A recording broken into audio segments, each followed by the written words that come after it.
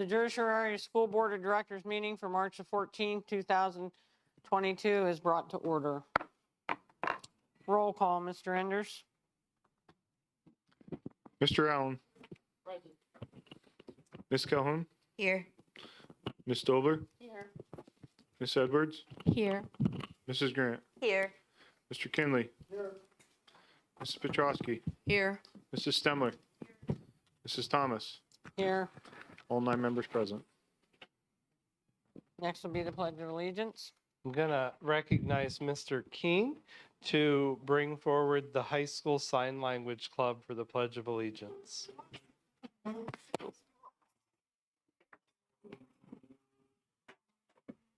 Hello, good evening, and thank you for having us. I'd like to introduce Julie Wagner and our Sign Language Club to lead us in the pledge.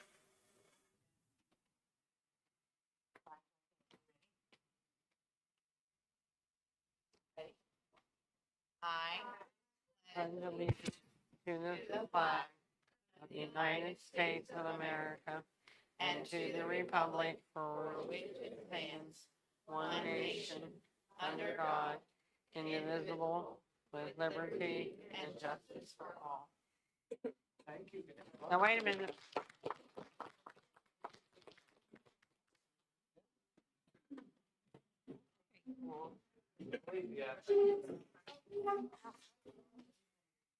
Mr. Keene and I both have something for you. Don't run away because we'll get your picture.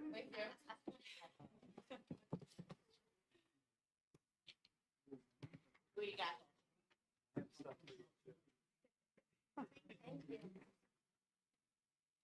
Listen, don't you do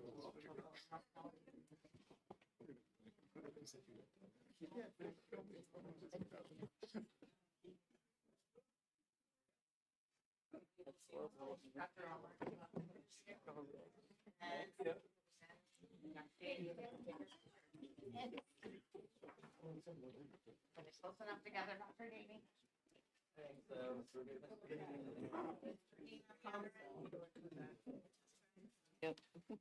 We don't have anything on here about cheerleading coach, do we? My daughter can do So it. she has to go after me. He wants both times. So-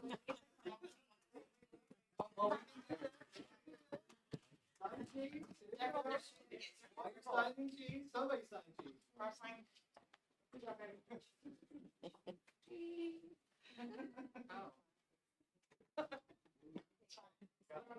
They went like this. Cheese. That's pretty cute. Thank you.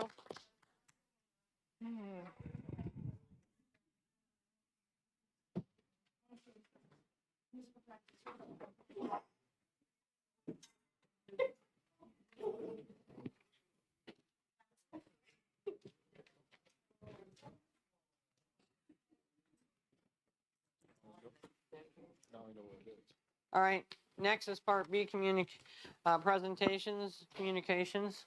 Nothing for this evening. President's report, we had an executive session prior to the board meeting that started at 5:45.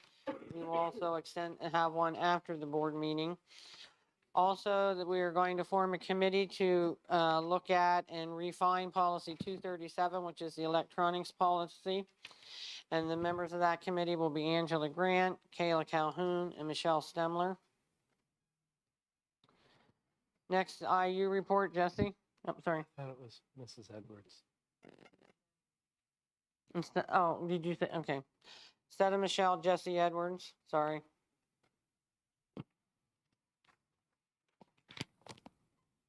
IU report, Jesse? Not at this time. Anything on the student rep tonight?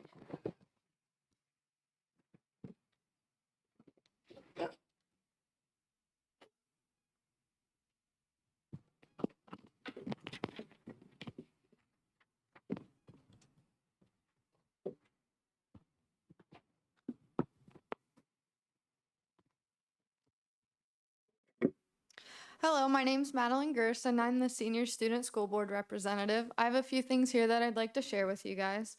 First off, last Tuesday, we had a boys versus girls varsity basketball team, and they played against each other because I guess these boys were talking some smack on the girls' team. So we had a healthy competition for bragging rights going on. And it was funny because all the girls sat on one side and the boys were on the other. And the girls won 28-17, so I was proud of them. And Mrs. Dincher even provided the stands with some snacks and some drinks and even headbands. So it was a lot of school pride, a lot of fun. I think we should do something like that like every other week or something. We're already thinking of new ideas. And Mr. Keene put together a senior leadership group, and that consisted of the class officers and advisors and myself. And then we met for the first time last Friday, and it was put in place to sort of plan out the rest of the school year and help it run smoothly. We wrapped up the Pickleball Championship last Friday. The winners were Carter Peacock and Mason Miller, and then they went and played Mr. Hess and Mr. Eisworth, and they beat them too, so that was fun. It was $1 to get in, so we ended up raising over $500 for the Bulldog Nation. So that was a success. And then the Willy Wonka musical is this weekend. It plays March 18th and 19th at 7 and March 20th at 2 o'clock. Thank you, guys. You want to explain just to the people what the Bulldog Nation is? It's just like funds to help the school do more like interesting things for the students. Put together like school assemblies and stuff like that. Thank you.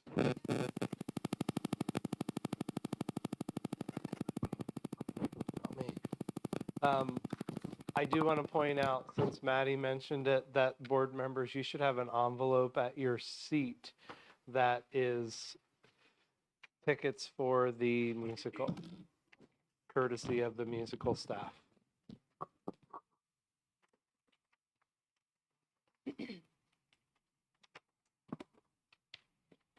And the superintendent's report. I'm going to start with Mr. Enders to give his promised update on the 22-23 budget, and then we'll talk about the last IU budget. I put at your seat a one-page bulleted list, budget update for you.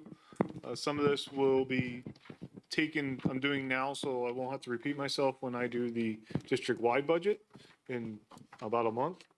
Right now, the budget currently sits at a deficit of $1,472,048. All retired teachers have been entered into the budget. The replacements have been budgeted with parent and children health insurance, which is the middle level of the 5 tiers. Replacements teachers in the specialty areas such as special ed, high school science have been budgeted at a master's level step 1. The regular ed teachers have been budgeted at a bachelor's level step 1. Dr. Ulmer and I reviewed each position that has retired and needs filled and came to an agreement on where we felt like we would be going into next year. There are 3 additional new regular education teachers at JSC budgeted. So that's 3 brand new staff members. As I mentioned at the last meeting, health insurance increase 2.5%. Do remember we've had a flat rate for the past 2 years, so getting 2.5% I felt was pretty reasonable this year. Your net bond payments have increased over the current year by about $175,000.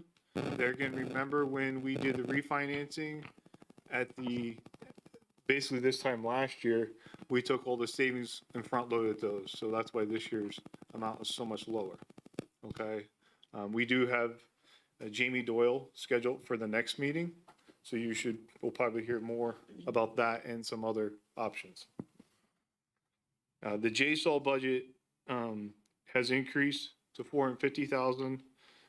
Right now, we are projected to be at $440,000 for this year. The charter school budget, although it doesn't seem like good news, I feel like it's some good news. The budget has been flatlined, which I'm happy to say I don't have to come to you with a need to increase the budget for next year. It's flatlined at $3.3 million for charter schools. Right now, we are projected to come in about $3.2 million of the current $3.3 million budget. And I've given you the tuition rates. We do have a decrease in regular ed students of about 20, but a slight uptick in special ed, about 1.5. So like I said, I've given you the tuition rates, the projected tuition rates for next year. The increase in tuition rates is why we are essentially flatlining the budget, even though we're realizing a savings this year. Are there any questions currently where the budget fits? The net bond payment, so is that increased like because it's just that time of year when the series of paying back that it's more money, costing more now? Well, that increase is primarily because the refinancing that we got last year, the savings in that refinance was all front loaded, meaning that we would get all the savings at the this year. I have a question on the JSAW. How many students do we currently have? And it looks like we're flatlining the number of students perhaps, or? I don't have the exact number of students, and that's actually real tough to kind of look at. One of the things we do have is we have students taking 1 or 2 classes. So, and we pay per class.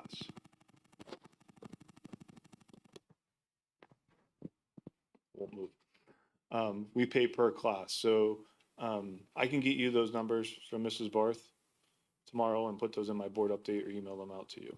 Okay, thank you. Yep. One last note, I did not speak to all about revenue. I will be planning on presenting that in April when it's scheduled. The governor's budget proposal would show an increase in revenue for us of $2.1 million. Dr. Ulmer and I discussed the governor's budget today. He's heard nothing. I've heard nothing other than they are having budget meetings in Harrisburg regarding it. So other than what's been printed in the paper afterwards, there's nothing coming out of Harrisburg regarding the governor's budget.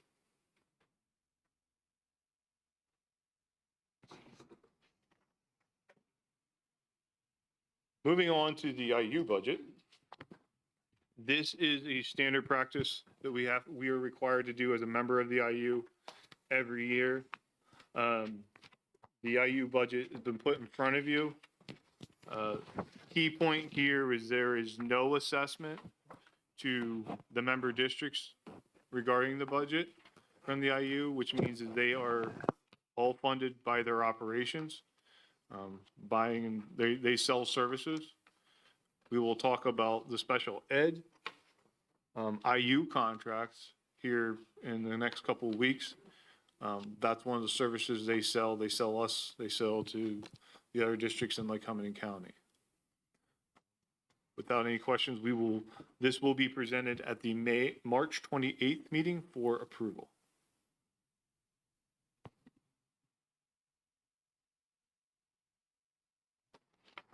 You can look over it, and if you have any questions, feel free to email me.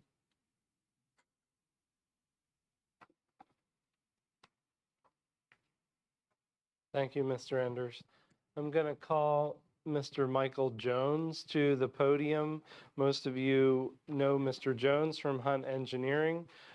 He is back this evening because you have at your seat an updated version of his presentation from last time.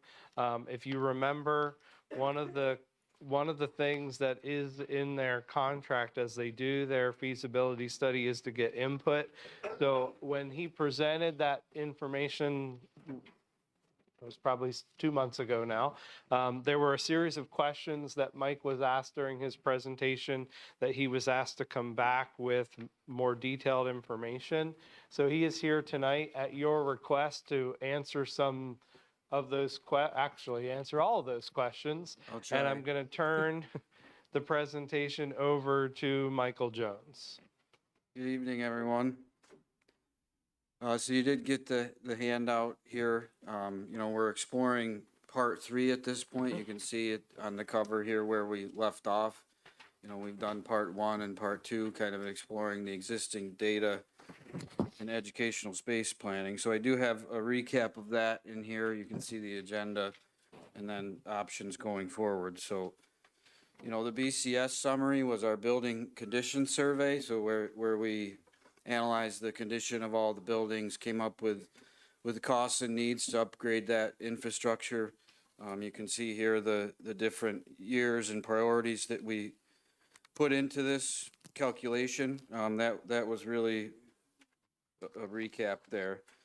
We did talk last time about the existing capacity. Those are kind of small numbers, but you can see there where we ended up based on you know, some of the research we did there. And at that point, options 1 and 2 we kind of did together last time. We talked about those in detail. So that would be, you know, HVAC replacements. That's really already been done through the ESSERs. There are some left over that are included in these costs. Priority 2 is upgrading all the infrastructure, and then priority 3, athletic fields. So that combined with option 2, which is the educational space planning, really looking at the buildings, not so much on condition, but now looking at the space they have, how it functions, and how it can function better to improve, you know, the student use in those spaces and how they align with your curriculum.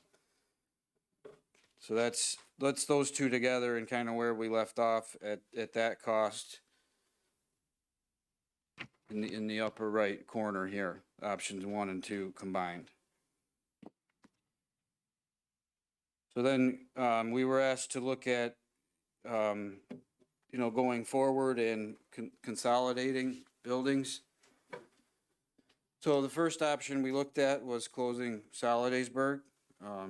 JSASD, the Jersey Shore Elementary, and Avis would remain K-5.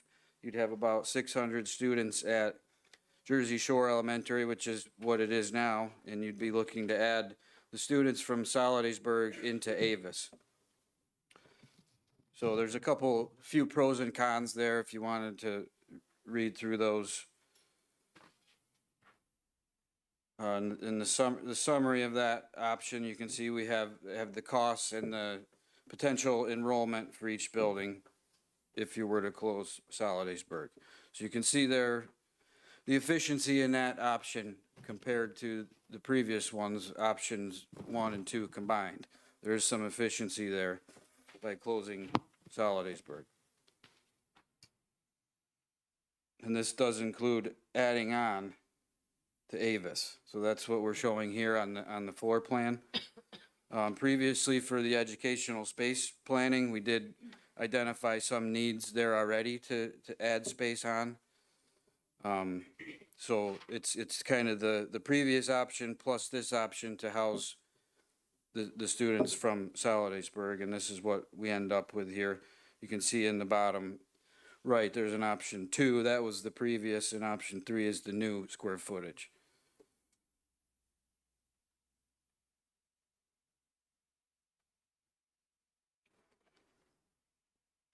Okay. I'll run through these, I guess, and see if there's any questions, but option 4, we did look at closing Avis and kind of flip-flopping that, so moving the students from Avis into Solidaysburg. Similar thing, Jersey Shore Elementary would remain the same amount of students. And this one, you can see here when compared to option 3, option 4 is more efficient.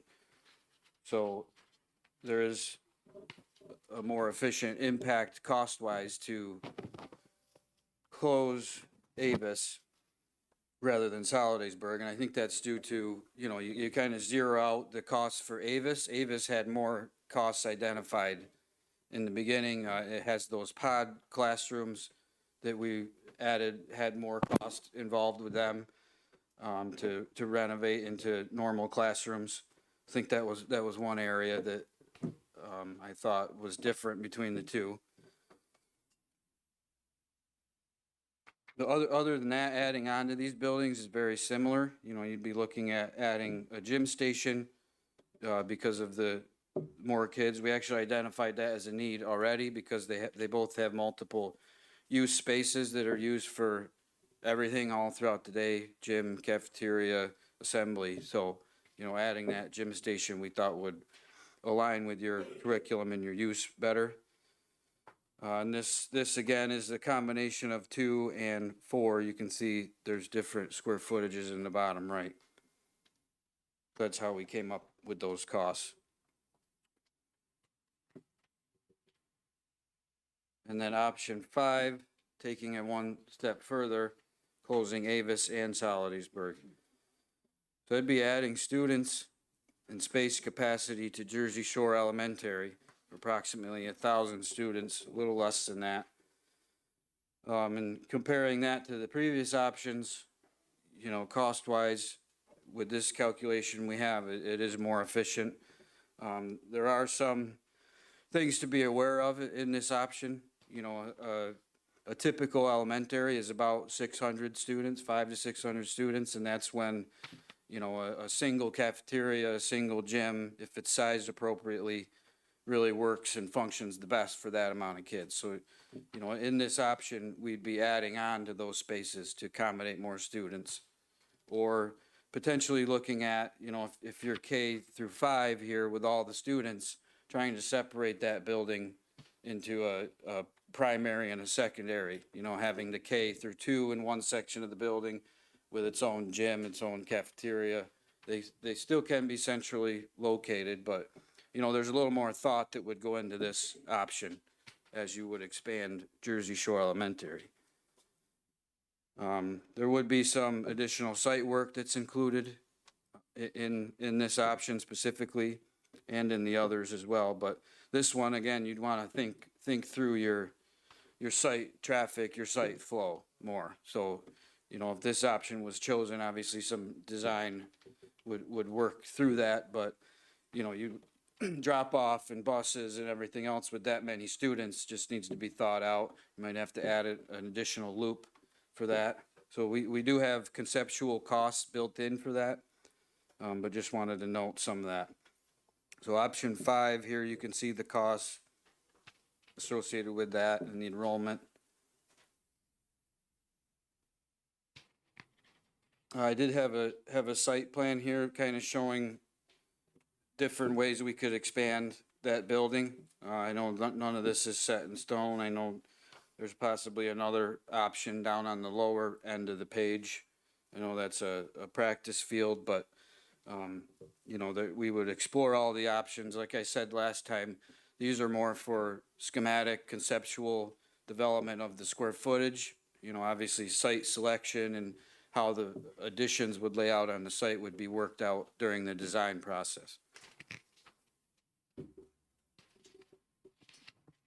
And then the floor plan there, again, just showing you schematically where those expansions would occur for this option.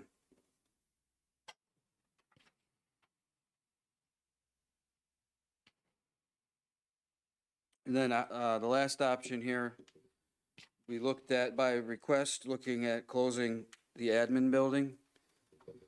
And that would involve adding 6th grade enrollment to each elementary school. And, you know, 6th grade would then no longer be in the middle school, and the admin would go in the middle school. So we had received a report from the district that I think previous staff or administrators had done, and we kind of use that as a baseline.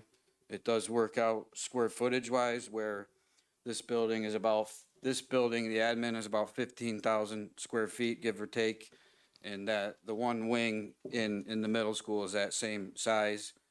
Obviously there are some things to consider there with there's a warehouse, storage here. There's freezer coolers that are a central location that, you know, serve as a hub to go to all the other buildings. Supplies are the same way here. So, you know, I think at first glance, it would work, but there would be some things to work through there as you put the admin into the middle school. So looking here at option 6, there's more floor plans because it affected every school. So now we're showing how 6th grade would go into Solidasburg. So there's some additional cost here to put 6th grade into Solidasburg. Some additional cost to put 6th grade into Avis. And Jersey Shore, really with that capacity there well, the elementary is not shown because there wasn't really an expansion of impact there. So really, Jersey Shore Elementary can take additional students right now. There was some capacity there.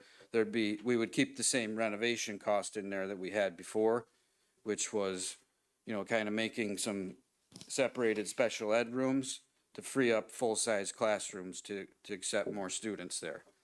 So that cost for renovation is included in this option. And then the middle school, you can see here what we've shown in the orange on the top, you know, that's where it was designated to put the admin. That is currently the 6th grade wing. So you can see how it would kind of fit in there, very schematic at this point.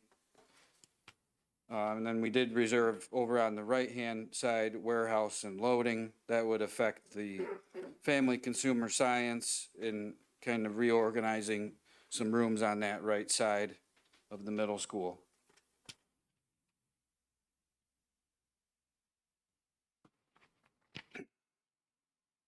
So the costs here, kind of skipped over the costs for that. But you can see here, it's above what options 1 and 2 were. So it is more cost, in our opinion, to do this option. That's because you don't have the savings, I guess, of, you know, not upgrading a current elementary building. So all the costs that we had in there previously to upgrade roofs and boilers and walls, infrastructure, that all stays in to the elementaries. You know, if you're going to keep those elementaries, you have to upgrade them. So that's really why this this option has more cost. So it's really deficient, I guess, comparing it to the other options in the cost side. It's not efficient. And I think that's everything there. So then just the final sheet is showing all the options on one sheet with the associated costs there.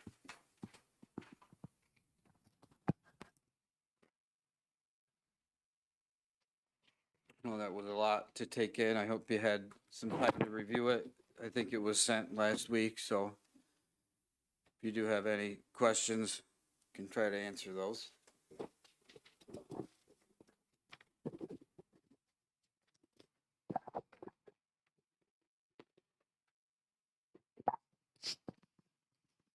So the bottom line, in one way to look at it, the option 1 and 2 of 66,500,000, by closing both schools, that new number would be like 55.5. Right. And when you said, and that option 5, Jersey Shore Elementary would absorb the other 2 schools' enrollment. And then you mentioned about some issues with the size of an elementary school. Your experience has been that's on the high end. It is, but it's not to say that it's not doable. It just needs to be, you know, designed properly and thought through with how the building flows. You know, like I said, you know, looking at separating some of the grade levels would be an important factor to that. And then the site circulation Right. is another key element there. You know, you know, it's not abnormal to have a school, any school with 1,000 students. Right. You know, you just need to make the right, upgrades to it to make it flow. The two issues you just mentioned, would that add any kind of significant cost, or do you think that's already?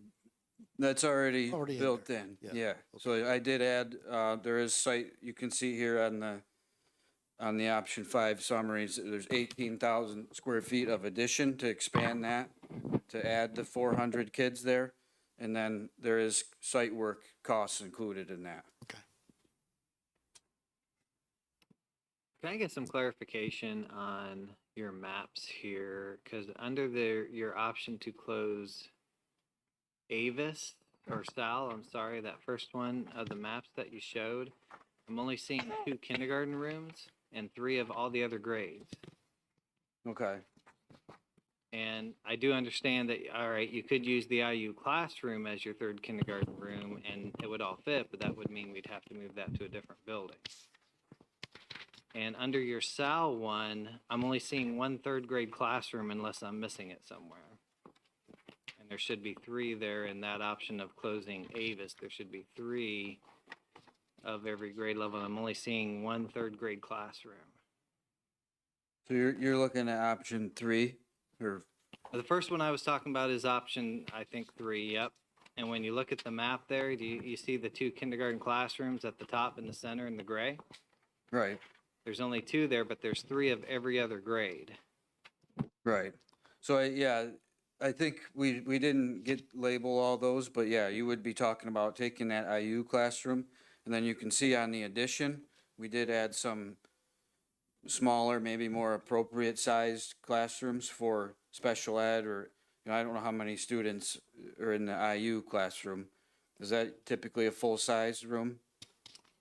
Because of all the equipment they have, it probably would be, but I do agree with you that out of those 4 rooms, you might be able to make one of those a larger room to accommodate that and still have 2 special ed rooms. Right, and then there is a resource room on the far right as well. And then what about at Sal, the 3rd grade, which is option 4?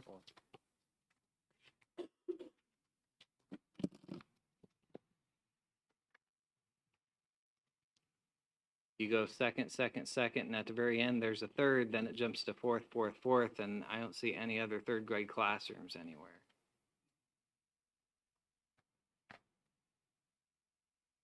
Okay, so again, I think we would plan on taking the Title I room there.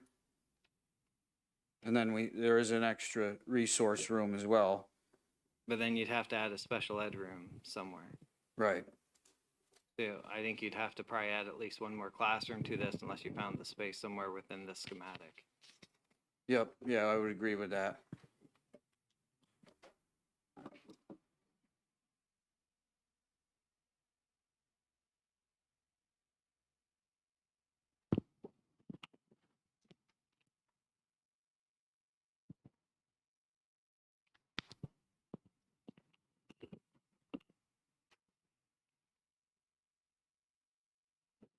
I have a question.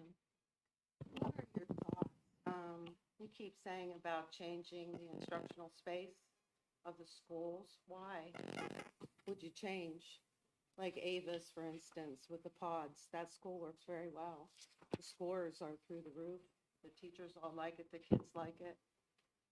I guess it's not normal to have it, that you don't have the doors, but it works. Why would we put a lot of money into restructuring that when the educational benefits are not there? I don't get it. I mean, that was something that we heard about, you know, through the process of talking to some of the staff, that it is a bit abnormal. I'm not saying it's right or wrong. Typically a modern classroom is enclosed, you know, and it's appropriately sized. I think the issue there with those classrooms from a space standpoint is the way the circulation is, you know, through those you're only left with 700 square feet to teach in, you know, and the rest of that room that's designated as the classroom is the hallway. They've got storage and cabinets and things, and the bathrooms are right there. So kids and students are walking through usable square footage. So there's that space, and then there's also a hallway. So, you know, you're kind of doubling up on the circulation space.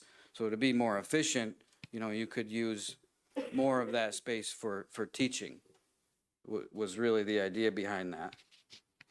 But I do understand that that would be a choice that the district would have to make, planning any option going forward, you know, is that a priority or not? Between Sal and Avis, I noted that it's like $11 million to redo those buildings inside. And I don't see that as something structural that would have to be done. HVAC needs done, definitely. Roof at Sal needs done, definitely. And certain things, but I just don't see closing schools and buildings onto JSE is such a good idea, the expense of that. And if we sit tight and just do what we need to do, 2030, all our loans will be paid, rather than getting into more debt. I don't know, I just can't see it. I don't know if you can- Yeah, so you're right, 11 million, Solidasburg, Avis was 10 million, and, you know, about half of that is the actual upgrading the existing building. You know, the other half is the Cosmetic. educational space upgrades. We don't need to do a lot of those because the educational aspect of it, it's working beautifully. So, Wasn't equity part of the process? Yes, for sure. I mean, looking at, you know, students that go to Jersey Shore Elementary, comparing that to students that go to Avis and Solidasburg, and how that experience compares was calculated into this, right? So, you know, Jersey Shore has a full-size gym, has a full-size cafeteria. The other two don't. That was a consideration there. Was safety taken into consideration when you pack 1,000 kids into an elementary school? Yeah, Safety is taken into consideration too? yeah, we would, you know, again, designing that option, if that was chosen, yeah, all safety, all code compliance would be addressed within the expansion, yes.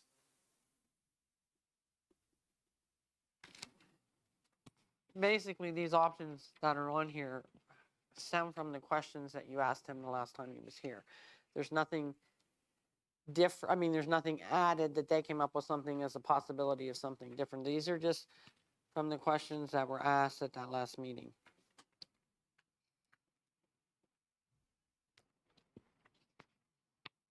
the point I wanted to make was the $50 million, or whatever it was, at the beginning of all this, that our schools need. We don't need all that.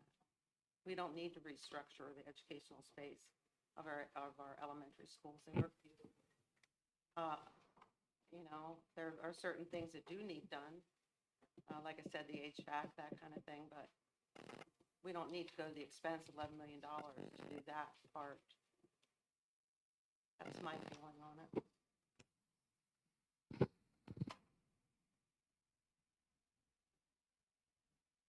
Any other questions? All right. Thank you. Yep, thank you all. Thank you. I'm going to move on to Mr. Keen for both, you should have in front of you both the senior high budget and the CTE budget. Both packets are in front of you.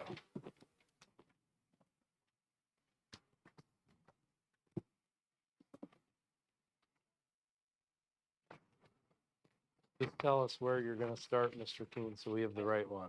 Okay, we're starting with the high school.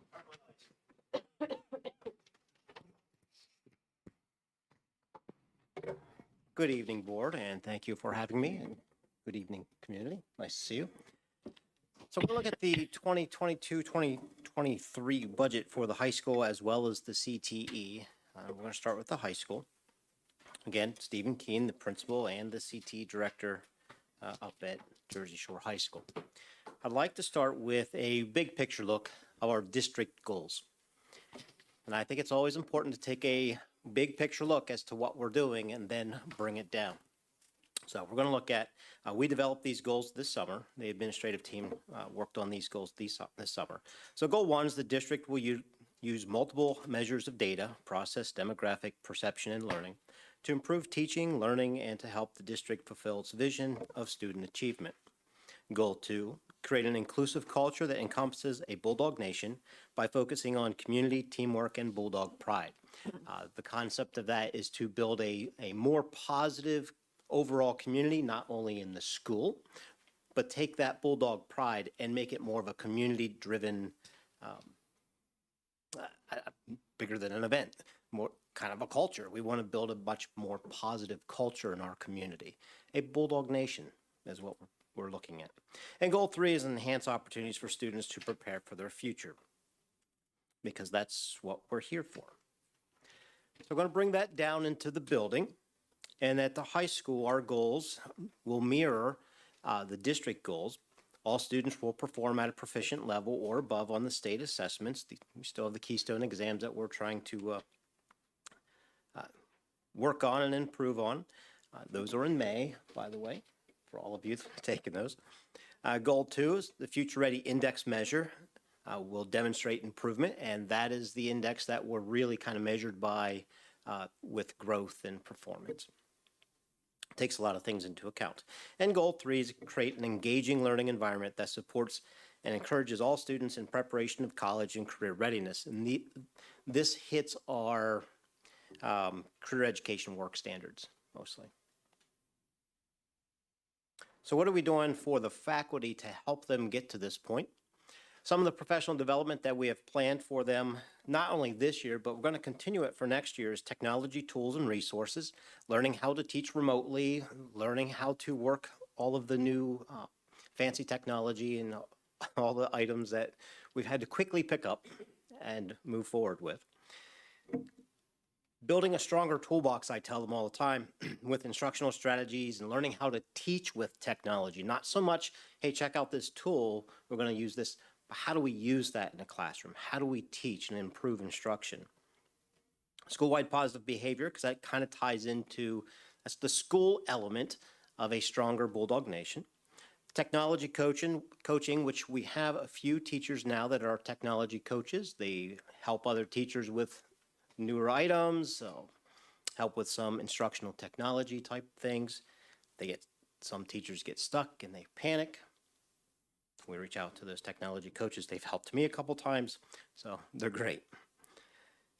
Something new this year was collaboration and education, and this was really big at the high school for our faculty, because this is the time that we're missing at the high school.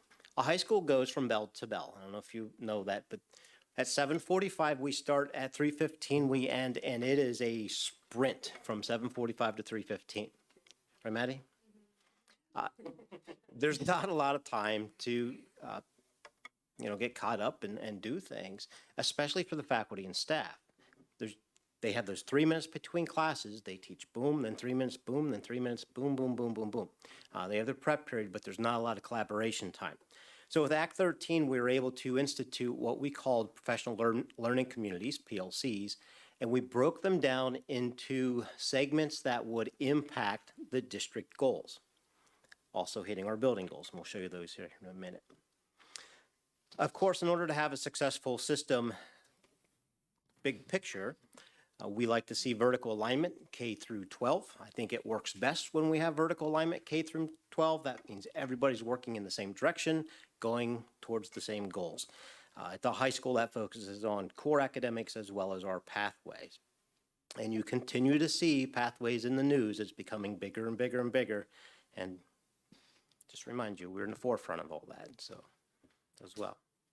So our PLCs, what do they look like? Because these are probably new to you. You probably haven't seen these before. So at the high school, they're new for us as well. And this is the first year we're trying to institute them. It's a learning year, but the groups are doing very, very well. So we broke our faculty up into these different groups. And they each have their own little missions, and they set their own goals, and they have their own activities that to try to meet the building goals as well as the district goals. So we have the Bulldog Nation, which is a culture-based PLC. That's the one that we just had the pickleball tournament with.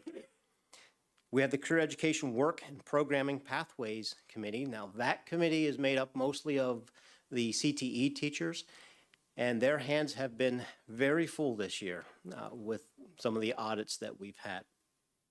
We have a data PLC that's looking at our school-wide data. We have a diversity PLC that's looking at the diversity needs in our school, as well as meeting some of those items. Grading and assessment PLC that's looking at how we grade, how our grading system is structured at the school, how it meets or aligns with area schools. Our school-wide positive behavior, Maddie was talking about our basketball game, which would align with our school-wide positive behavior program. Social emotional learning, I think, is extremely important. Mental health, I don't even think we've even started to scratch the surface of the impact that's going to have on education from the last 2 years, so we need to keep that in the forefront of our minds as well. And then technology and instruction, which we've already talked about with our tech coaches. So these are the PLCs that the faculty are doing once a month, sometimes twice a month throughout the year to just build a stronger program. So how does that relate to our budget? Well, we started this year with the budget in mind. We wanted to kind of hold the line. That was the plan, hold the line. We don't want to go up any further, but then we want to look at it and find areas that we could save money, and then areas that we need things, because the building's getting there in age. It's starting to need things. So we're looking at those items. The teachers did a pretty good job at holding the line. We did have a request for new economics textbooks, but we also have retirement in social studies. So we kind of wanted to hold back on that a little bit until the new person came along. That way that new person had input into what these books will look like, because they may be dealing with these books for the next 10 years. And I think that's only fair. So we kind of pulled that out of our budget. I would like to stress that we are seeing more and more chairs and student desks starting to break at the welds because they're 30, 40 years old at this point in time. So we're Stephen, starting regarding the textbook, sorry. Just for the board's reference, that is not reflected currently in your budget. Correct. Stephen, I guess that was through your review and creation of this presentation, so he'll be giving me that information this week, and it will be reflected in the budget at that point in time. Yes, I made that adjustment in the presentation, but didn't go back into the budget and remove it. So that is out. So replacing some furniture. As it breaks, I am a little concerned with that because we only have so many. Professional learning committees, when we started this, that was one of the big concerns from the PLCs. How do we support this with costs? Because there's things we're going to need. The school-wide team wants to start a t-shirt campaign type of thing and maybe get a t-shirt cannon for basketball games and football games and all these special events. So how do we go about doing that? So because it's important and it's going to impact our school, we need to look at adding that to the budget. And it wasn't significant, but we did add it. I did place in transportation because this is kind of a new thing in the last couple of weeks with the concern with some of the band equipment as to how we transport. So I left it in there. I put it in there because I think it's going to be a big impact. I didn't change it from what it was, but I know that might be a little bit different. We also have some aging instructional equipment, most importantly our kiln in our ceramics class, our pottery class. I don't know how Mark, Mr. Wall, and the boys are keeping that thing alive, but they are. But it seems to be having problems more and more frequently. Again, it went down today. You'll see a work order in for me eventually. That needs to be replaced. It's to the point where it's kind of ran its life. So that's in this budget as well. So let's take a look at what the budget looks like. From last year to this year, to like next school year, 2022-23. So regular education or regular instruction, these are all the items that go into teaching students in the classroom. This current year, it's 181,420. Next year, the budget, now this removes those textbooks from economics, is 172,080. So you'll see a decrease. Two of the big justifications for this, of course, some PLC initiatives. We held the line. We've held the line with where we were. So we have some PLC initiatives added in, some items to continue with some of the furniture that we may need, and we removed the textbooks. All in all, we had a decrease. Special education, again, we stayed where we were, decreased a little bit, a couple $100. Pupil personnel services, we decreased a little bit, and this was because of a grant of the ESSERS funds, I believe, we used for the Smart Futures, which is our career education and work standards software program that we use. So that pulled it out of the budget and kept it into a grant fund, which is always nice. The instructional staff service, the professional development, reduced a little bit as well. Administrative services in the office, there were a couple things that we did need as we're looking at adding to the AP exams, those little plaques, those sort of things. We want to get those up to date. Pupil health services, that's the nurses station. She had a number of supplies that are needed because of everything has happened through COVID and some equipment that needs to be replaced and refreshed. And student activities is basically our musical and our band, our extracurricular activities with that. That is down to a little more to normal at $32,000. And the reason why is because the uniforms were purchased last year, and that brought us back down. So all in all, our 2022-23 budget looks to be at $232,142, which is a $32,520 decrease over this year, which is great. Again, just in conclusion, we had $32,000 we saved. I do want you to keep in mind that we do have some aging classroom furniture. Some of the desks have been there for quite some time. Those welds are starting to break, and we're starting to see more issues with those. We're having some equipment needs that need to be updated as well. Just some of the systems are starting to go simply because of age. We do have professional learning communities, and of course, we have some grants that we like to use as much as possible. Any questions with the high school? In regards to the high school, when you look at the actual to budget comparison from prior years, Stephen's budget is probably the most significantly impacted by COVID. I feel like a broken record because every week we do one of these, you hear the same thing. They weren't able to go on field trips, and Stephen has a lot of money budget for field trips. He's $30,000 in regular ed, which is primarily for FBLA. That none of that was spent. If you go back into his 3250s of student activities, you'll see the impact of what happens when we don't have PMEA. We talked about that at the middle school level. That was $6,000 he has to budget for PMEA. And if they don't have it, that's $6,000 savings. Just budget to budget comparisons. We talked when we looked at the middle school, the tech ed budget has been removed from the regular ed budget line. Basically has been split. $4,000 went to the middle school FCS and $4,000 went into Stevens FCS program. Mr. Keene, I have a question. Yes, ma'am. Regarding 2400 under pupil health services, you just mentioned the nurses need more supplies due to COVID. Are they COVID supplies that they need? No.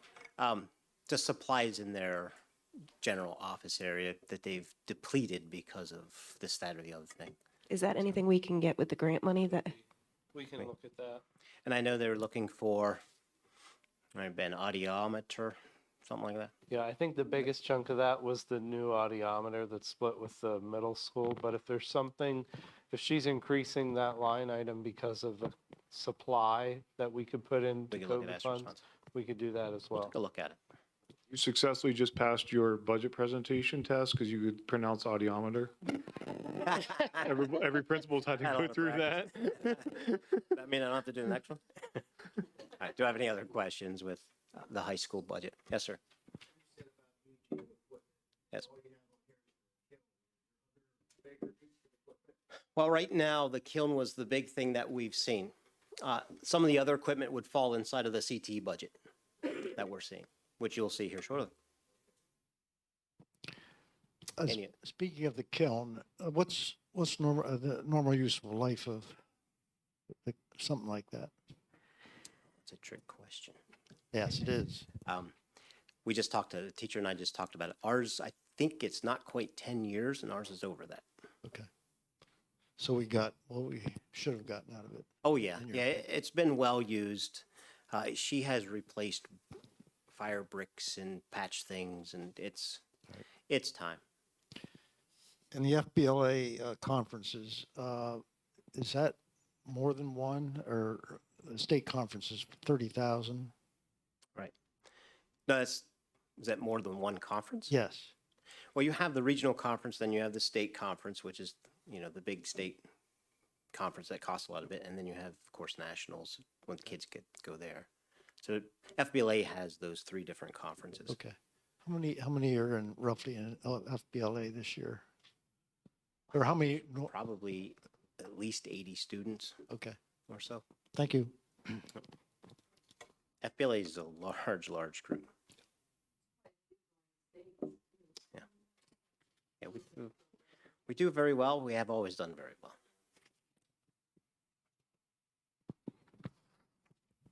Any other questions? And I'll move on to the next.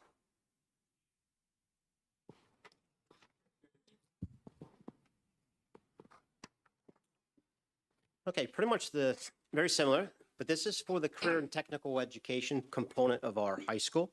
As you know, and I've talked many times about our high school being a comprehensive career and technical education high school, which I think is outstanding that we have this opportunity in our community. It's phenomenal. I do wish more students would take advantage of this, and more parents would take advantage of this. But we have quite a good system at this point in time, and I kind of like where we're at and where we're headed. Again, district goals.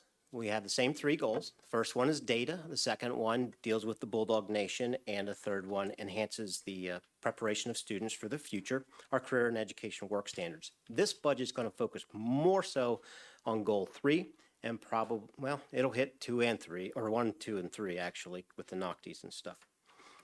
Building wise, same thing. Improve the proficiency level. The Future Ready Index really focuses on the NOCTI exams. We do extremely well in the NOCTI exams, as well as improving our college and career readiness learning environment, which we also do exceptionally well on. So career and technical education, the impact to Jersey Shore, and I'm not talking the impact to Jersey Shore High School or Jersey Shore School District. I want to take a more community approach, the impact to Jersey Shore, our community, how important this program is. And you'll see the programs I have listed on the left-hand side that students can get involved in. We currently offer 12 career and technical education programs right at the high school, which is phenomenal. The CTE programs recognize a lot of extra income and some things that we don't necessarily see all the time. For instance, we get a lot of donations of tools and sometimes equipment, a lot of materials from industry. So they'll donate quite a bit of stuff to us. Our advisory committees are great. Those folks are wonderful with helping our programs move forward. And I'm not necessarily sure you see all of those things. I know you see the paper for donations and those sort of items individually, but the big scale, I'm not sure you see the bigger picture of how important that is. Every year, there's a technical assistance program. It's called the TAP program. It's run by the Bureau of Career and Technical Education and PACTA. I join this every year because it saves the district thousands of dollars. There's a lot of things I have to do to be a member of this and to be a TAP-approved school. It takes a lot of time, but I still do it because we get all of the pre-NOCTIs for free. We get all of the NOCTIs for free, as long as I'm a TAP school. This is at least $8,000. That's a big deal. It's a very big deal for us. And we get also some support. I get a technical advisor who comes in, checks on me every now and again, spends a couple minutes and says, well, I'll call you, and moves on. Carl D. Perkins grant. Perkins 5 is the big grant that, basically it's the big law that pretty much runs all of career and technical education in the country. It is a massive, massive law. It focuses on the career education work standards. That money trickles down into school systems. We don't get a lot of that money at all. This year we get about $44,000. It's the most we've ever received. I would love to see a 1 in front of that, or maybe a 2, but it's tough. We're a comprehensive CTE. They're not as highly esteemed in the career and technical world as career and technical centers are, and that's where most of the money goes. So comprehensive CTs kind of get the short end of the stick on this deal, but $44,000 does go a long ways. It does help quite a bit. Currently, we have half of that going to the salary and benefits of the CTE instructional aid, and another half going to just to support the programs, because I know the equipment's getting old and we have to start replacing things. And once we get into CTE equipment, it can get expensive quick. So, and I know that's coming down the road, and I'm trying to gear us in that direction. We also have a Perk and Supplemental grant. I did apply for this year. I've yet to see it. Actually just received an email that it has yet to come out by the state. So I have no idea what we get. They'll let us know. It could be $4,000. It could be $14,000. It may be 0. I'm not quite sure. All schools get that. I do also do a lot of PA Smart grants, as well as some other STEM and CTE based grants that, again, I inform you of, but I'm not sure you see the bigger picture of all of these. So just keep in mind that there are a lot of PA Smart grants. We are part of a consortium I joined with other school career and technical centers. We are currently managing a $250,000 PA Smart grant for an apprenticeship and a pre-apprenticeship program in manufacturing. So we are one of 3 schools that are producing pre-apprentices and training apprentices now for manufacturing, which is pretty sweet. Pretty good deal. We also get some funding sources from our equipment, like our manufacturing programs gets money from Haas equipment sometimes, which is pretty nice. Again, the career and educational work standards for Future Ready Index that are important. We have the apprenticeship and pre-apprenticeship initiative going on. We're looking at expanding that in our region to other areas. Healthcare is the next area they're going to be looking at. So it may come back. We have some local industry partnerships as well as some special outreach projects as well that we do a lot of. And we have a really great occupational advisory committees for all the programs. I enjoy working with these folks. They're spot on. They really do a good job for us.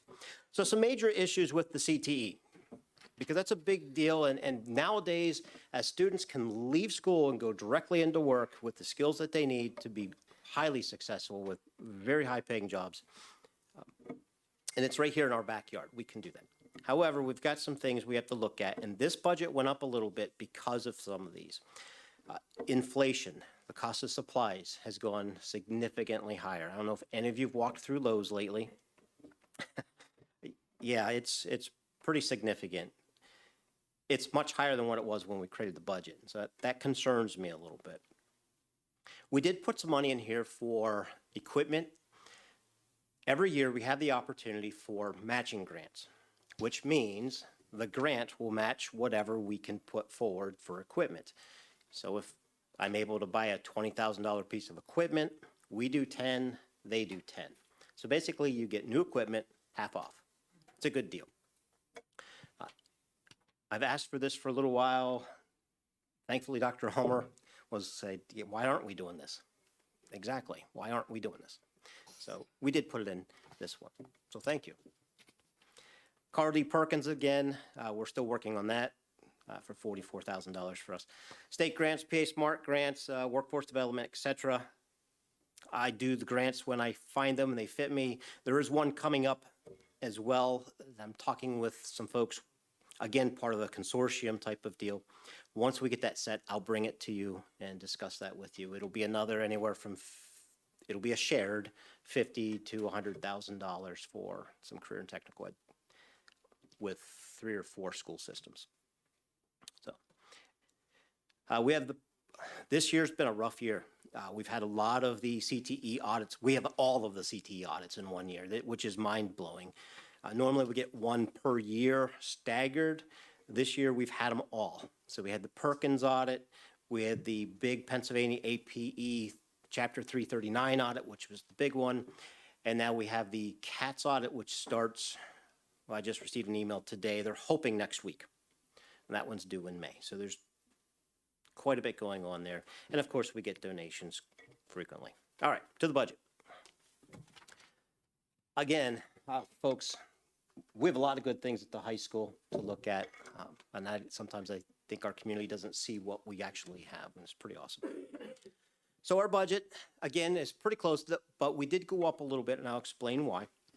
Culinary arts held the line. They had a little bit change in supplies because they had to make some changes because they can't get some things anymore. But they did decrease a little bit. Child care services also is pretty close, being the same. Now you'll see that $8,000, and that's because we have a preschool that we receive funds for. So that budget stays pretty low. The computer systems networking, due to some needed upgrades and their devices and equipment that they have, that went up a little bit, and that was recommended by their advisory committee. Some of the server systems that they have are kind of old, and we don't do those things in the real world anymore, so it's time to upgrade that stuff. The overall industrial technology programs went up. This was the cost of materials. It went up a couple $1,000 from $88,500 to $95,600 in October. The general CTE program, you'll see it went from $6,000 to $23,000. Now, I don't want you to get too concerned, like, what are you doing? This is where that $15,000 for the matching equipment grant went. So we have $15,000 in here. So if I can find a $30,000 equipment grant with matching funds, I may come to you and say, I can get this to put this equipment in. I'll need $15,000 from the district, $15,000 from whatever the grant is. So that's what that's for. It'll also help for, because we've run into this problem this year twice now, installing equipment. I'm trying to put a tire machine in for our automotive program through Perkins. And we had $11,700 for this machine, which was spot on. We had everything we needed. In October, it went up. By the time we got the Perkins money, the cost of the machine went up. So now we're $3,000 short. So that I'm looking for $3,000. I get to $3,000, get everything set, and it went up another $2,000. So it's kind of the cat and mouse game that we're playing. So that $15,000 will actually help solve that problem. So. CTE staff development and also, if you walk into the high school and you walk down the hallways, either the one hallway you'll see all the AP scores and the students that had a 3, 4, and 5 on their AP exam. The other hallway you'll see all the NOCTI scores, the students that achieved advanced on their NOCTIs. I want to increase those. I need another plaque and some more of the little gold stickers, so that's in here as well. CTE staff development services, the $2,000 for professional development. There's no change. I kept that there. I'm trying to get more of our CTE teachers involved in NOCTI development as well as the AP 339. So we can get an inside track on that. And the office of the CTE director is basically decreased a little bit, but that's mainly for our advisory committee meetings, NOCTI exams if needed, some supplies for NOCTIs, any industry certifications, those sort of things. So we did go up $24,752 in the career and technical education world. Steve, under the 1380, which is the industrial technology program, Yes, ma'am. I know that's multiple programs. You want to identify for the board what those include and as well as for the public. Oh, yes. So that would include I can get them all, automotive, manufacturing, construction trades, building maintenance. Culinary arts is out, and that's those 4. That might be it. Just because that's such a high number compared to the other ones, I wanted people to realize that's not one program, that's Oh, no, that's, multiple. yeah. Remember, we have 12 programs. Childcare has its own budget. Culinary arts has its own budget. Computer systems networking has its own budget. The rest of them are business has its budget in the high school budget. And the rest of them are, the other ones are here. So the other 6 fall in the industrial tech. Any other questions for CTE? Yes, sir.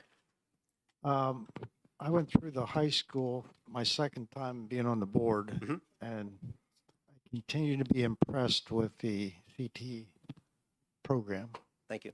and the, not only what we have, but the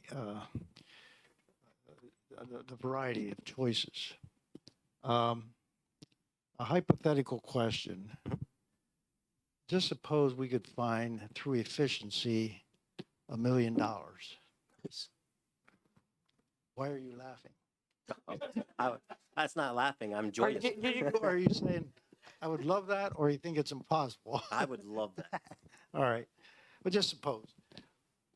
What other CT programs either you think it'd be good to offer or students have expressed interest in? Obviously, first and foremost is healthcare. That is needed. All of our programs are tied to high priority occupations and occupations on what's called the Pennsylvania Idle List. These are occupations that are identified as high need and a high need for skilled labor down the road. So they're looking for these students in a few years. So any program that I would even bring to you will meet those lists, one or if not both. Because otherwise I don't see the value of preparing students for something that we don't have in the community, right? And that changes a lot sometimes, but the one that's consistent, and if you look at the high priority occupation list now, and I can share this with you when I would like to present the APE 339 review, and I'll share it with you then. A good portion of the high occupations in our area and in our region are healthcare. It's the majority of them. Manufacturing is second, engineering, those sort of things. So that would be big. One that's pretty popular, I don't know how strong of a need we'd have right now, it's actually called Homeland Security, but it's more for EMTs, police forces, firefighters, those sort of things. I think that's going to be an up-and-coming one that no one's talking about. I was just speaking with a firefighter the other day, and he was talking about a few years ago, there were 300,000 firefighters, and now they're down to 40. So I think that's going to be a need we're going to be seeing shortly that we're all missing. What else would we have? We hit a lot of the big ones. I think some of the more mechanization type of things, robotics, automation type of areas are big as well. Is agriculture, is there an interest in that? Well, I'm glad you said that because that was one with the audit team. They asked why we don't have an agriculture program. Well, we have a lot of agriculture land in our area, but I'm not sure. Agriculture is not on our high priority occupation list, and it's really not on a lot of lists, to be honest with you. However, there are 9, 10, 11 different areas in agriculture. So small engine repair, for instance, would be part of agriculture. Butchering would be part of agriculture. Horticulture, there's a lot of different ones. So I'd need to look at all of those and see where that breakdown would be and how that would serve our community. So when students leave us, I want them to be able to either go directly into school and be ready, or directly into the workforce and be ready. And our students do exceptionally well in both parts of it. That's why our students are so highly sought after when they become seniors. Our CTE students are worth their weight in gold. And they're well skilled. One last question. Yes, sir. What one or two of the 12 or whatever they are that we don't have the resources to accommodate the number of students that are interested? As of now, they're all kind of growing, and that is interesting because that ebbs and flows. So there are some years where we have one program that's full. This year, for instance, construction trades is full. You know, but that may not be the case next year. And one of the other programs, automotive, is pretty solid too. So that depends. I really don't know if I have a good answer for you for that, because there are times you just see the ripple effect through the programs. Now, with that being said, if we can rebuild that program at the middle school and do that vertical alignment I was talking about earlier, and get that vertical alignment starting again, you're going to see all these programs full, because the size of the square footage of our programs is small, and we can only have so many students in a program. Thank you. You're welcome. And I believe that one other thing I want to put, I had in my conclusion, I'm not quite sure where these audits, when they come back, what they're going to recommend or suggest. I did get I think you all saw the AP 339 audits. We're going to look at that tomorrow and tear that apart and see exactly what needs to be done and what's documentation issues and what are actual things that we need to fix. So based off of me going through a lot of it, most of it's documentation issues. Like they had it, but they had it in the wrong spot. Is it, am I understanding correctly that if there's things in the audit that are recommendations, or sorry, requirements, the board has to approve that, your response to PDE, is Yes. that correct? Okay. Yes. Yes. So the things that you saw that I want to make sure I understood before I said it out loud, the things that you saw that are requirements, he will need to submit a report to PDE saying this is what we're going to do to fix those requirements. He will have to present those because you have to approve that report that goes back to the state. And that report is due April 6th to the state, so I'll have to present that next board meeting. Adding it to my list. There are a couple things that are in there that I'll just pre-warn you about. Some ventilation, they're looking for some ventilation improvements in a couple of the programs, which I'm not sure some of you remember. I've brought that up a couple times in the past, about getting stronger ventilation in a couple of these programs, and that we need to make sure we get that taken care of. So it's not a health issue, so. Thank you. Yep. Thank you.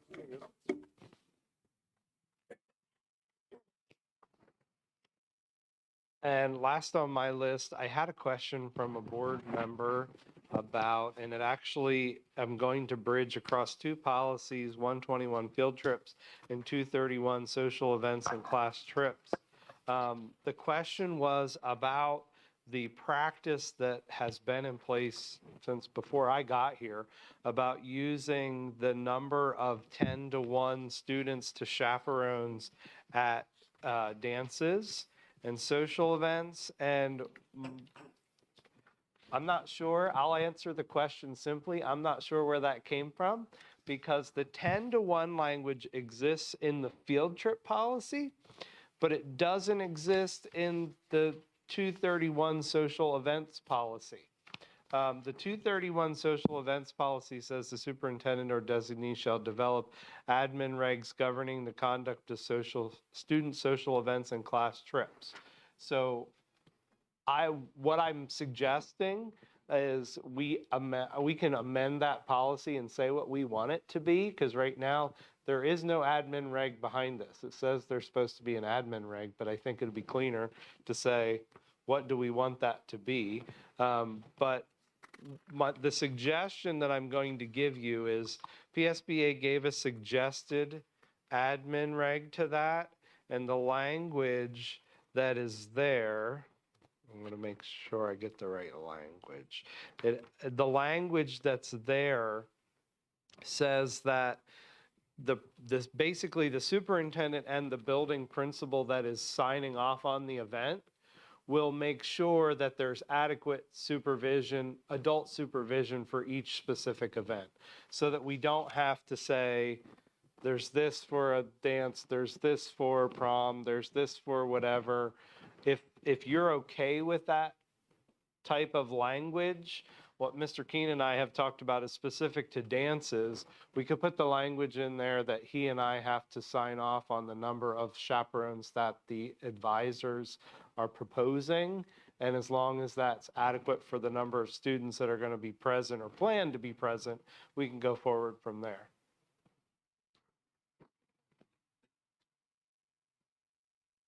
Okay, I'll work on that. The other question that came up though, when we went into looking at that under field trips, the 121 field trip policy, it is spelled out 10 adults for, or 1 adult for every 10 children. And one of the reasons that, now it does say that exceptions will be granted upon request when the principal and superintendent concur. I don't know that we'll have to, I guess I'm saying we'll have to retrain our staff because I'm not sure that they're trained to look at that next sentence and they're just going 10 to 1. And the example that I gave to Mrs. Thomas and Mrs. Stemler when we met the other day is, for example, we took elementary kids to the Community Arts Center for a Community Arts Center presentation. And the teachers worked really hard to make sure they had a chaperone for every 10 adults.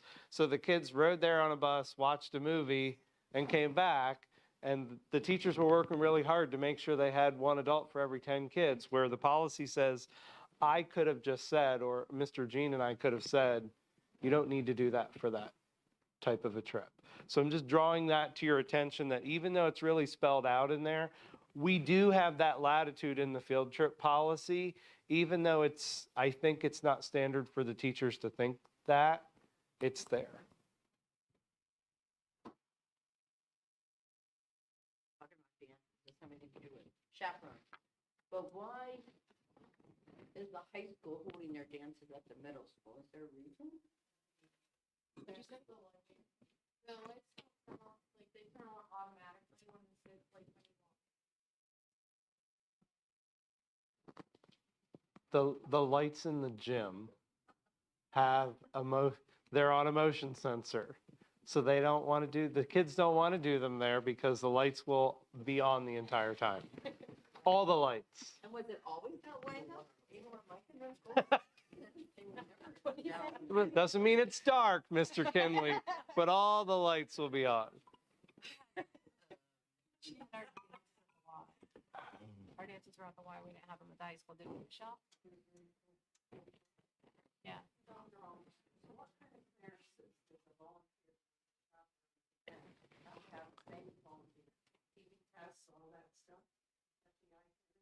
Mm-hmm. Yeah, it's a little bit less if they swear they've always lived in Pennsylvania, but. And your volunteer clearances, by the way, if it's for a volunteer position under the school education, they are free. You just have to apply for them. And what about, like, source for teachers, if there's a substitute, they want to chaperone? Anybody who has clearances, they just have to go fill out the volunteer application. Yep. Okay, I will come back with this policy language. Just a suggestion on the chaperones. I think there should be a distinction in field trips between overnight ones and not overnight ones.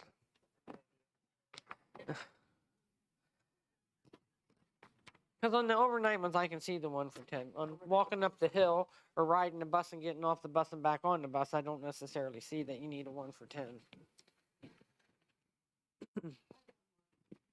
Go for it.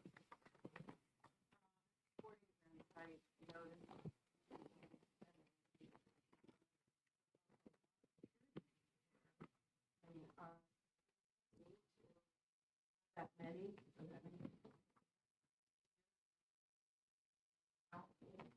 even that. There's more security people.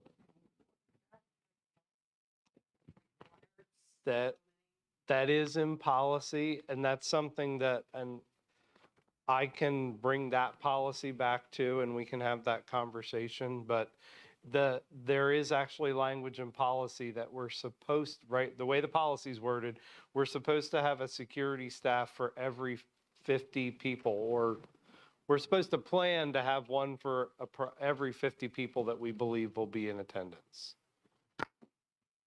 But I made a note. I'll bring that one back too. If the board would like to think about what they want that number to be. And that's my report, Madam President. Thank you.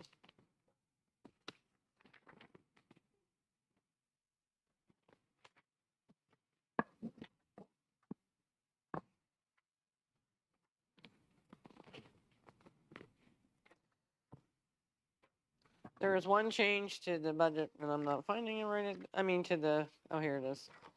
To the agenda tonight, and that is letter F.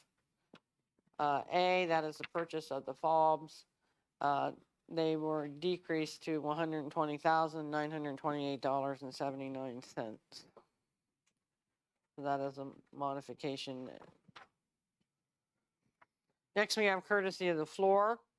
Courtesy of the floor at this point in time is for public comment on agenda items only. You may comment on any items on the agenda, when you would state your name, address, or region, and the item you will address, and you have 30 minutes. The first person on the list is Mr. Pryor. Thank you. Welcome, board. It's good to see you tonight. Bob Pryor, Mifflin Township. My discussion tonight or questions is on buildings and grounds items A. It's a lot of money, and I know you just changed the figure, but I had it averaged out before for each school. We're looking at over $25,000. And I just don't think it would be a good time to vote on that because the feasibility study is still in the process. So technically, if we did close 2 schools, we'd be wasting $50,000.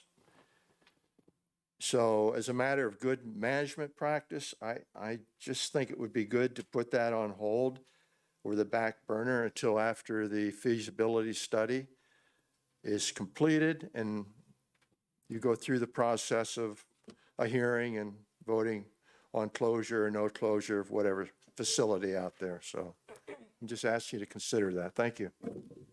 Thank you. Next person on the list is Mr. Schweitzer. Merle Schweitzer, 325 Job Duran Road, the nicest place in the school district. I've forgotten what I wanted to come up here, why I'm up here. It's been quite a long evening. But before D, as I'm assuming what you're saying. Before, what? I'm assuming it's personnel D, but Well, am I allowed to talk or you want to talk? that's what you wrote on your thing. You said you forgot what you came up there for. Oh, no, I just said that. I didn't, Okay. that wasn't really true. But what I'm concerned about, all these folks here, they're all here for the, I think, for the same issue. Maybe we should just stop and take care of their issue rather than make them sit here longer and longer. I don't know when they're, I think it has to do with the cheerleader and coach. I think that's what. It'll be after the main agenda. Is that coming up pretty soon? Yep.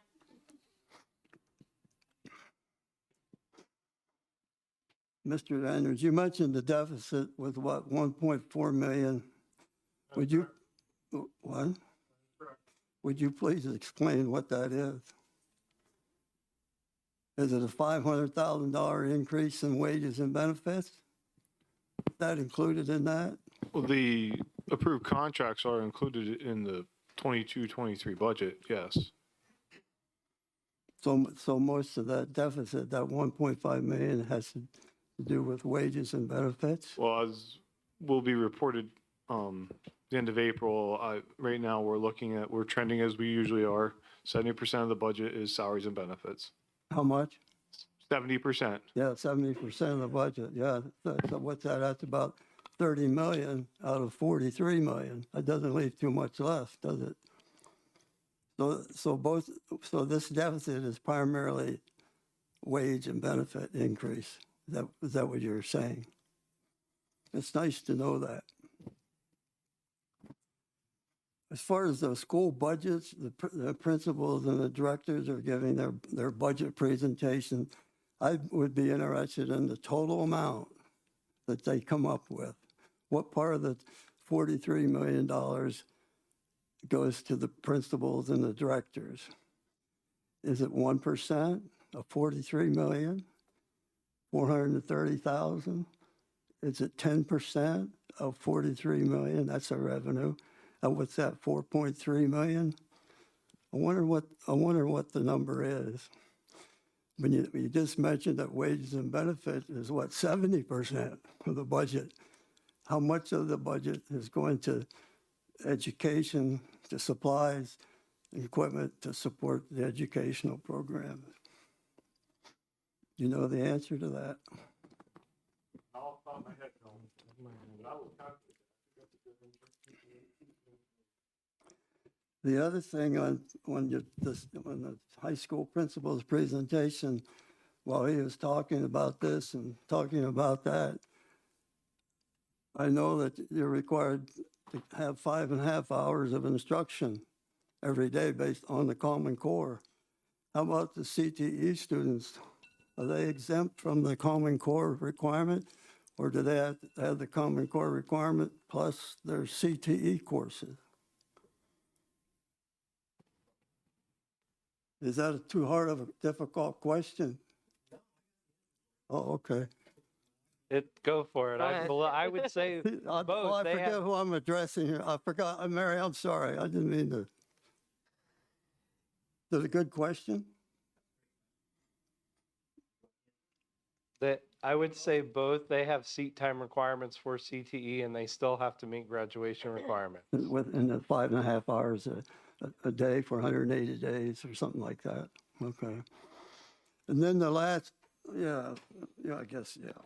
The reason for me getting up here has to do with under personnel PD, and that has to do with I think it has to do with the coaches and the increase in their salaries. And I'm just curious to what the percentage of increase is for the coaches for this 22-23 year. I calculated a couple of them. It looks like it's like a 0.0068 or 0.0067 or 0.9 of a percent increase across the board for all the coaches. Is that pretty close? The way it was done was we compared 6 school districts in our area, and we took an average. Yeah. If our coach was below the average, we went to the average to the nearest $100, to the next $100. If they were above the average, they got 1%. No, it's so it's close to 1%. Okay. Are they getting a pay raise this year? They're part-time employees. They're not full-time, right? Are they getting a pay increase in this school year? It'll be for the 22-23 school year. How about the year 21-22? They're not getting a pay raise in 21-22, but everybody else in the district is. Is that a fair statement? Yes, other than our coaching salaries run different than the rest of the district. Okay. Thank you.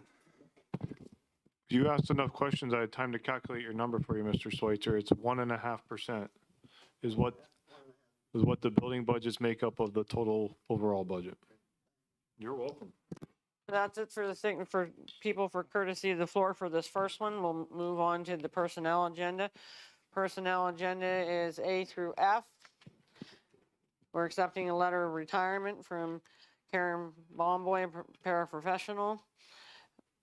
Appointment to the event staff. We also have the sports procedures and salaries in here.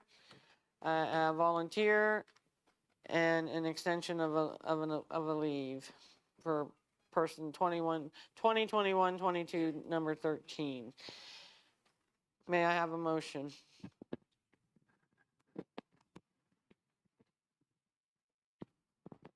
Second. Any questions? Hearing none, all those in favor say aye. Aye. Not in favor, nay. Ayes have it.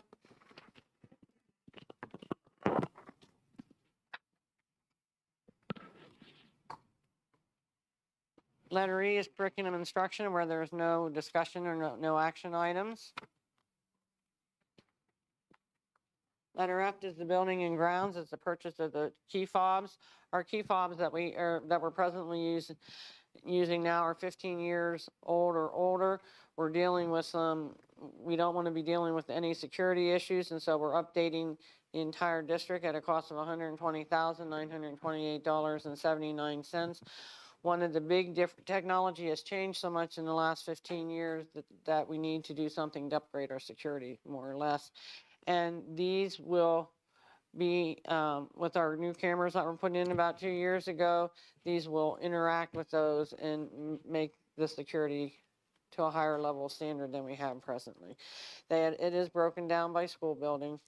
If something happens that we close any of the buildings, those fobs and systems can be used at other places or be used as backup. May I have a motion? I motion. Any discussion? The current quote we have, is that,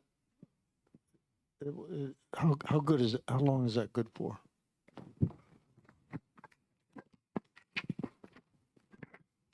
The discussion with them is for them to be able to do it this summer. That's why we're trying to get on their schedule now so we can have it done this summer. If it ends up being extended, I don't know that this summer would be a possibility. But extended from when, though? I mean, like, I don't know that it has it on here. I'd have to look at the back page here. I see April 1st. okay, thank you. Yep. Sorry, April 15th. April 15th is the expiration initial date. 127,000, and we got the lower one that was more recent, April 15th. Any other questions? Hearing none, all those in favor say aye. Aye. Not in favor, nay. Motion is carried.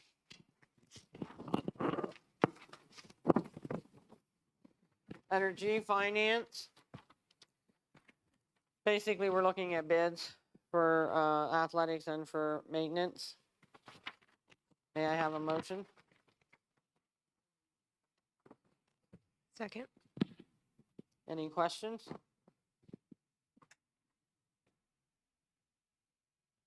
Hearing none, all those in favor say aye. Aye.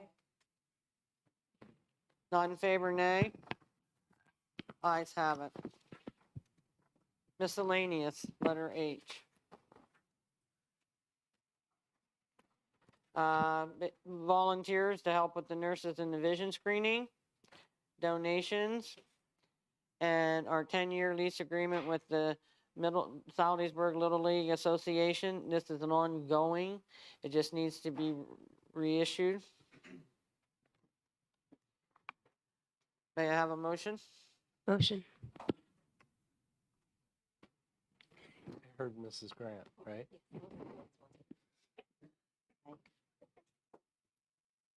Any questions?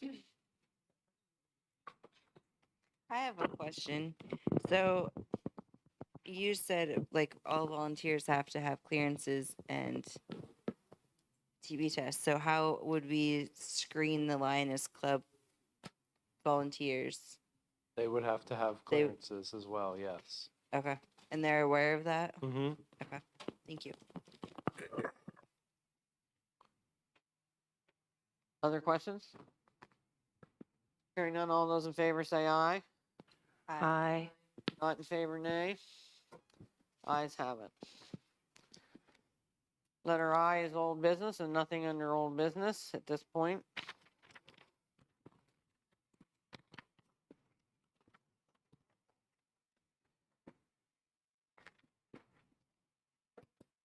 Moving on to the second courtesy of the floor. Is there anyone who would like to address the board? State your name, address, or region, what you would like to address, and you will have 3 minutes. I see that we have some people signed up on the pre for this, and I assume this is what they're here for. So, Mr. Schweitzer, would you like me to do Nicole first? Nicole Green.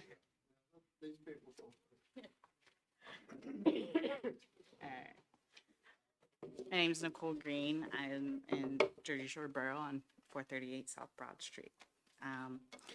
I'm here tonight with other Bulldog student athlete parents, preferably, well, focused on our cheer program, to speak as an advocate for our daughters in light of the interruption of the cheer program experienced this winter due to the implementation of the current Jersey Shore sports procedures and salary policy enforced on January 12th, 2022.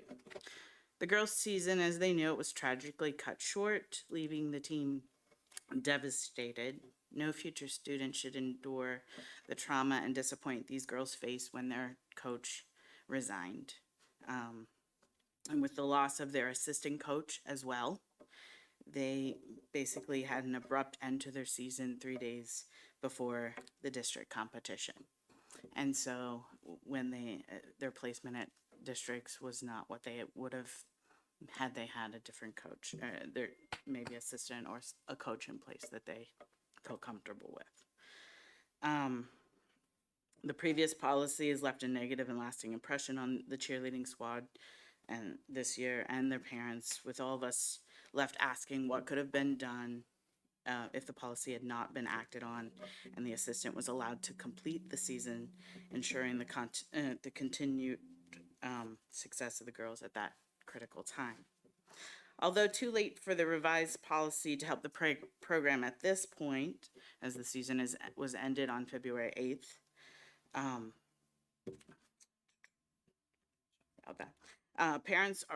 as parents, we are requesting that the board and high school administration make hiring a head coach a priority to meet the impending timeline for the 2022-23 season, which includes holding tryouts before the end of the school year, scheduling that's required for the UCA camp attendance. Camp is June, July, or August. Currently, we have been in touch with the representative for that camp. August dates have been filled, so now we are on a shorter timeline due to July and August, or August being full, so we have July and June available potentially. We need to check on those as well. In order to participate in PIAA competitions, you need to attend a camp so that they can be certified, so that they can participate and have that chance at districts and then so forth, and to go on to potentially states. And the ability to attract additional participants, to grow the program, and to continue to build on the success they have achieved this year. For those who may not be aware, the successes included representing the district in competition level for the first time in several years. It was probably at least 3 to 5 years that they had not competed. Our competition at St. Mary's High School in December 2021 resulted in a first place finish for our girls and instilled an incredible amount of confidence and pride in the team looking forward to the district competition. Yes, I have just a real quick sentence. We're just requesting that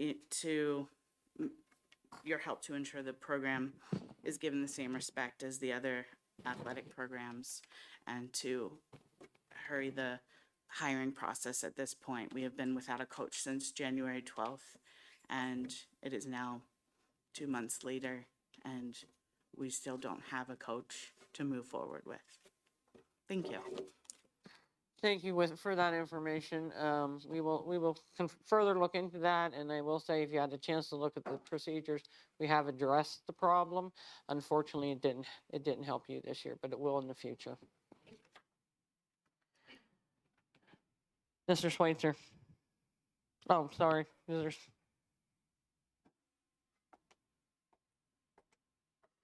Apologize for coming back up a second time. Subject is class size. I'd like to know what the class size guidelines are currently that we're using in the school district. Reference policy, what is it? Policy 126, class size. You want me to send them to you or give them to you right now? I'd like to hear it right now. I'm interested in the numbers. I'm more interested in boiling it down to what the class size for K through 5 is, what the middle school is, and what the high school is by grade. Well, you want to know what they are, not what the policy says? I'd like to know what the policy says, and then I'd also like to know what they are. Because I know the policy doesn't say. The actual numbers of class size in policy 126 has been revised. There's no numbers. But I think you're using an administrative regulation, which was never approved by the board. I think you're using those numbers, but I'm not sure. Because those numbers are running like 23 students to a class in the elementary and up to 30 students in the middle school and the high school. But I also know that the national average from my research, and my research may not be accurate, the high school average nationally is 17 to 20 students. The middle school is the same, 17 to 20 students to a classroom. And then the elementary is 20 students. That's also the state average. So I'm interested in what our numbers are. So the admin regs to policy 126 say kindergarten 15 to 20, that's the range. First and second grade 17 to 25. Third to fifth grade 22 to 30, and then it just says secondary no more than 30. Has to be under 30. That's the AR. And are you going by the AR? But you know, the AR, the last paragraph of the AR, that AR was written in 2018, April the 13th, 2018, I think. And the last paragraph said this would be presented to the board for discussion and approval. I was on the board. That never happened. So really, you're using an AR that has not been reviewed by the board, or even, well, the board doesn't have to approve an AR. That's administrative regulation to support policy, the policy 126. But Well, I don't know. I wasn't here in 2018. I was.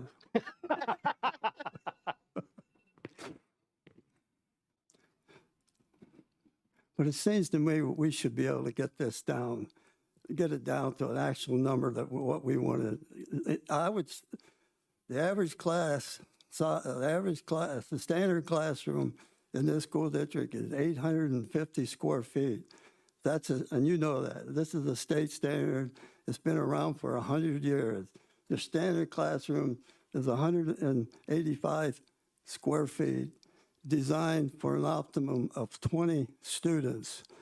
So if you have 17 students, you're at 70% of capacity. 18 students, you're 80% of capacity. If you have 19 students, you're at 90% of capacity. And if you have 20 students, you're at 100% of capacity. So I'm saying that I'm sorry. I can't hear what you said. Oh, okay. Well, we're having a discussion. Maybe you extend it. Pretty important subject, I think. Whatever. Go into a closing statement, Mr. Schweitzer. In my closing statement, Yep. I recommend that we define our class size guidelines as follows. First grade through 12th grade, between 17 and 20 students in that range, and the kindergarten be 15 to 20. And the other point on the class size, the kindergarten classrooms are 900 square feet statewide versus the standard classrooms of 850 square feet. Yeah, that would be my recommendation. And I have 4 years I've looked at class size. I'm getting tired of looking at class size. And now I've looked at it 2 more years since I've gotten off the board. But I think it's a very important subject. I know that the superintendent has told us that he's determined that the student-teacher ratio in the school district is 1 to 19. That's pretty close to this class size average I'm talking about. And I think you said it's same for elementary, middle school, in secondary. I think and that's a good number. Thank you, Mr. Schweitzer. Also, as a note to your conversation, when Mr. Enders was going over the budget, we are adding 3 additional teachers to pull the class size down a little bit. Just thank you for letting me go over time.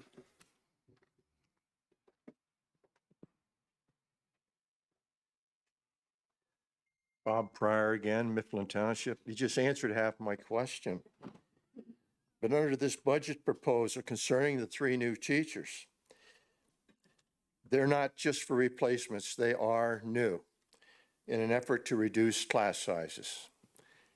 Our elementary schools are growing in size. So we are hiring more staff or educators while the student populations continues to go down. Does that make any sense? Well, that's not the case that's happening in our K to 3. When we have class sizes in Jersey Shore and Avis in the single digits, I hope this board abides by your oath and operates with fidelity, because if you keep those 2 schools open, you're doing the taxpayers an injustice. And let me tell you this, it's not that I want a school to close. Nobody wants that to happen. But it makes sense. When I was on the board, our plan, if you look at it, took care of that situation by reconsolidating the classes and closing the schools. The teachers would go with their students to Jersey Shore Elementary, thereby negating the need to hire new teachers to solve the problem. You can send them and their students to that school, and the administrators have already said they can make it work. So I certainly hope you do the right thing, because if you operate your home budgets like this, and especially right now with inflation being so ridiculous, I guess you might lose your home. And that's another reason people are moving out of this district, by the way, and they take their kids with them. So use your common sense. Good management practice. That's what you got to do. Thank you. Thank you, Mr. Pryor. Do we have any classes that are single digits? I would like to clarify that we do not. We have no classes that are single digits.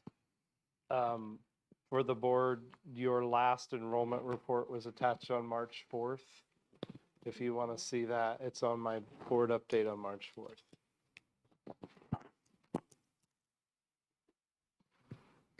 Any other people that would like to courtesy of the floor? Hearing none, we will close the courtesy of the floor. We will be going into an executive session, after which no new business will be taking place. So we will now ask for a motion for adjournment. Motion. Thank you for all of you for coming tonight.